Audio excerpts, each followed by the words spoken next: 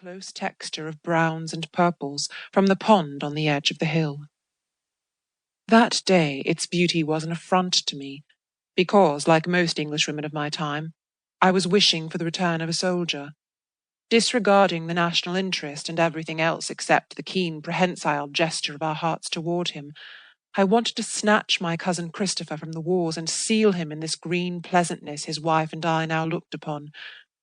Of late I had had bad dreams about him.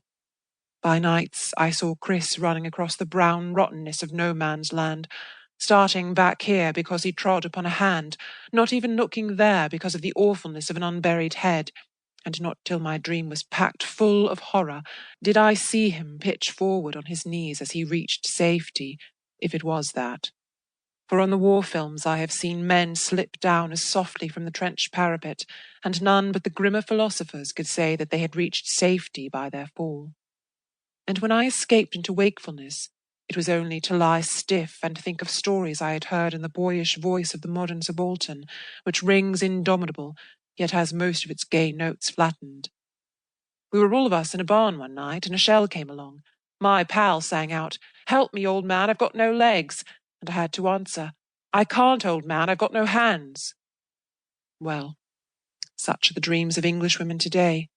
I could not complain, but I wished for the return of our soldier. So I said, "I wish we could hear from Chris.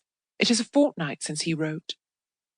And then it was that Kitty wailed, "Ah, don't begin to fuss," and bent over her image in a hand mirror, as one might bend for refreshment over scented flowers.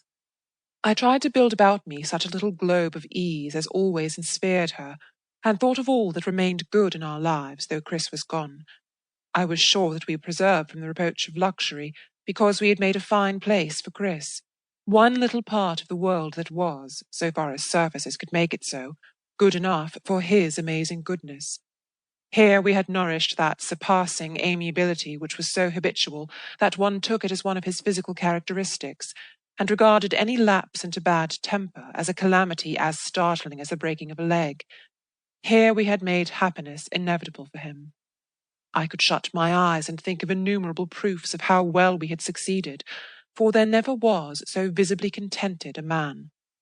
And I recalled all that he did one morning just a year ago when he went to the front. First he had sat in the morning room and talked and stared out on the lawns that already had the desolation of an empty stage, although he had not yet gone. Then broke off suddenly and went about the house, looking into many rooms. He went to the stables and looked at the horses and had the dogs brought out. He refrained from touching them or speaking to them, as though he felt himself already infected with the squalor of war and did not want to contaminate their bright physical well-being. Then he went to the edge of the wood and stood staring down into the clumps of dark-leaved rhododendrons and the yellow tangle of last year's bracken and the cold winter black of the trees. From this very window I had spied on him.